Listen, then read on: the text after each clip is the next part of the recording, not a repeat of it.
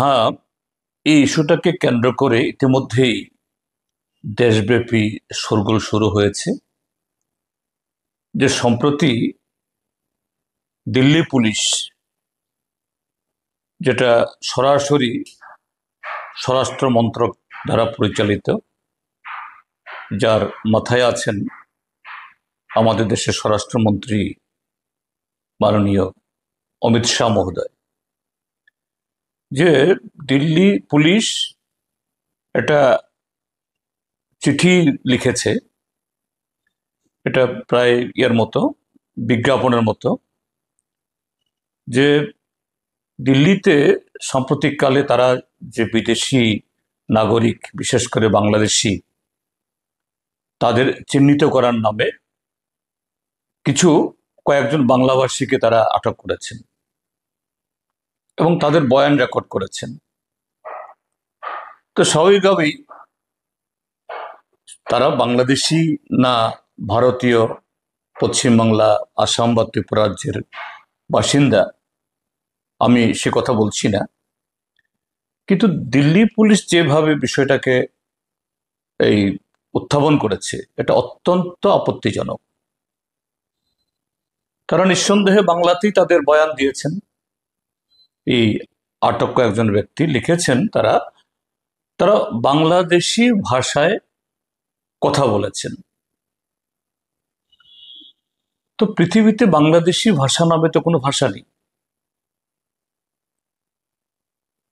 বাংলা ভাষা আছে, বাংলা ভাষা, হ্যাঁ, বাংলাদেশেরও ভাষা, এবং আমাদের দেশের হিন্দির পরেই দ্বিতীয় যে বহুল সংখ্যক যে আমাদের দেশের নাগরিক, তাদের মাতৃভাষা। এবং এটা আমাদের অষ্টম তফসিলভুক্ত 22টি যে ভাষা, তার মধ্যে অন্যতম একটি, যে ভাষায় আমাদের জাতীয় সঙ্গীত জনগণ মন, আমাদের যে এরকমই আরেকটা এরকম এই কি বলে, সেটাও জাতীয় সঙ্গীতের মতো। তো সেই ভাষা, এটাকে বাংলাদেশি ভাষা বলে চিহ্নিত করা, এবং এটা অন্য কেউ নন, দিল্লি পুলিশ দ্বারা, এটা অত্যন্ত আপত্তিকর এবং বাংলা ভাষার প্রতি একটা চরম অবমাননা। আর বাংলা ভাষা যেহেতু অষ্টম তফসিল অন্তর্ভুক্ত সংবিধানের, এটা সংবিধানের প্রতি অবজ্ঞা। আমি এর তীব্র নিন্দা আমি জানাচ্ছি। কিন্তু এই বিষয়টা এর মধ্যে সীমাবদ্ধ না। কেন দিল্লি পুলিশ, এবং সাম্প্রতিককালে শুধু দিল্লি পুলিশ কেন, ভারতীয় জনতা পার্টি এবং তাদের শাসিত কিছু রাজ্যে বাংলা ভাষাভাষী, বাংলা ভাষা নিয়ে তারা এই জাতীয় একটা বিদ্বেষমূলক এরকম এই নানা ধরনের কার্যকলাপ, পদক্ষেপ তারা নিচ্ছেন। এটা আরএসএস, ভারতীয় জনতা পার্টির যে রাজনৈতিক দর্শন, এবং সেই দর্শন থেকে তারা আমাদের দেশকে হিন্দু রাষ্ট্রে পরিণত করতে চায়। হিন্দু রাষ্ট্র মানে হিন্দুদের রাষ্ট্র না। আমরা দেখছি ভারতবর্ষতে হিন্দু মানে শুধু কোনো একটা বর্ণের নয়। যারা তথাকথিত, যাদেরকে দলিত আখ্যায়িত করা হয়, হরিজন, তফসিলি বলা হয়, তারাও তো হিন্দু। তাহলে সব হিন্দু, আমাদের দেশের সংবিধান অনুযায়ী সব নাগরিকের যেমন সমান অধিকার, সব হিন্দুরও সমান অধিকার থাকবে। তাহলে সব হিন্দুর তাদের মন্দিরে পুজো দেওয়ার, তাদের সর্বত্র ধর্মীয় যে অনুষ্ঠানে অংশগ্রহণ করার সমান সুযোগ থাকবে। এটা তো হচ্ছে না। তো এটাই হলো যে আরএসএস বিজেপির হিন্দু রাষ্ট্র, অর্থাৎ এতে হিন্দু ধর্ম যারা আমাদের দেশের এই মহন্ত বা এরকম যারা হিন্দু ধর্ম সম্পর্কে প্রচার করেছেন, স্বামী বিবেকানন্দ, সেই আইডিয়ার সাথে, সেই ভাবনার সাথে, সে আবেদনের সাথে আরএসএস এবং বিজেপির হিন্দু রাজত্বের বা এই হিন্দু সাম্রাজ্যের কোনো সম্পর্ক নেই। এবং তারা বলতে চাইছেন হিন্দু, হিন্দি, হিন্দুস্থান, ভারতবর্ষে তথাকথিত তাদের সে কতিপয় হিন্দুরা যারা হিন্দু শাস্ত্রের সাথে কোনো এবং তারা যে ভাষায় কথা বলেন হিন্দি, তারাই এই দেশে রাজত্ব করবেন, অন্যদের সে অধিকার নেই। হিন্দু, হিন্দি, হিন্দুস্থান, এইভাবেই এই দেশটাকে তারা ভাগ করতে চাইছে। এখন সে আক্রমণটা বাংলা ভাষাভাষীর উপরে নেমে আসছে। এখন এই যে এই ঘটনাগুলি চলছে, তার যে বহুমুখী আগামী দিন এই ঘোরতর সমস্যা তৈরি করবে, আমি দু চারটা উদাহরণ আমি দিচ্ছি। উত্তর ভারতে আমিও সাংসদ হিসাবে, পার্টির এই কর্মী হিসাবে দিল্লিতে থাকার এবং উত্তর ভারতের বিভিন্ন জায়গাতে ভ্রমণ করার সুযোগ আমার হয়েছে। বিভিন্ন সময়েতে কি অভিজ্ঞতা আমাদের হয়েছে, এমনকি এয়ারপোর্টে এই জাতীয় যে পরিবেশের এই ক্রীড়নক, তারাও সিআইএসএফ, সিআরপিএফ এবং সাধারণ মানুষের একটা ছোট্ট অংশের তরফ থেকে কি ব্যবহার, আমরা যারা উত্তর পূর্বাঞ্চলের মানুষ, মঙ্গোলয়েড, আমাদেরকে দেখলে ওরা বলে বাহাদুর, আপ কাহা সে আয়া, নেপাল সে আয়া। আমাদেরকে ব্যঙ্গ করা হয় চিঙ্কি,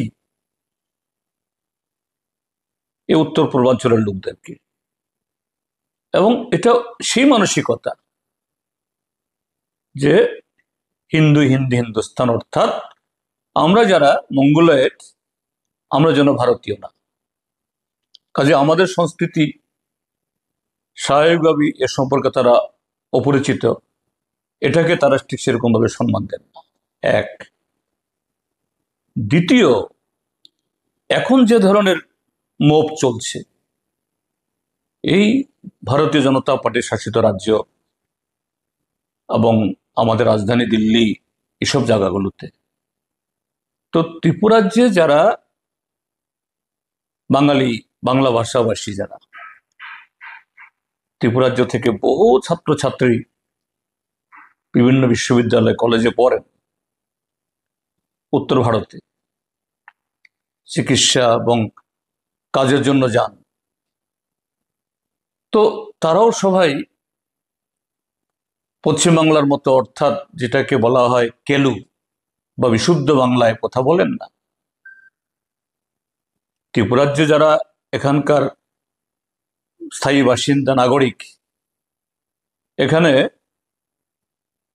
অবিভক্ত পূর্ব পাকিস্তান, সেখানকার বিভিন্ন অঞ্চলের অ্যাকসেন্ট, তার এই ভাষাভাষীর লোক এখানে আসছেন, কাজে তাদের ভাষাতেও সে টান আসে।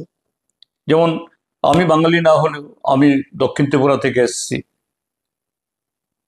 দক্ষিণ ত্রিপুরাতে আমার বাড়ি যে এলাকাতে, সেখানে নোয়াখালী অঞ্চলের লোকই বেশি, কিন্তু আমার ভাষাতে নোয়াখালী টান থাকে।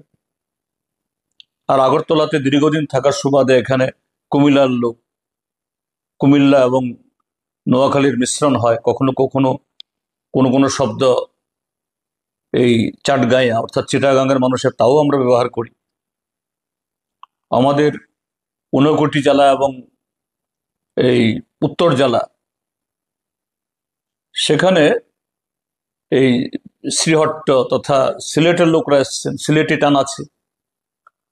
তাহলে এই দিল্লি পুলিশের কোনো ন্যাক নজরে যদি পড়ে, তাদের হাতে কোনো কারণে যদি সেখানে তাদের খপ্পরে পড়ে, তাদেরকেও বলবে তুমি বাংলাদেশি, কারণ তোমার অ্যাকসেন্ট, তোমার যে কথার সুর, এটা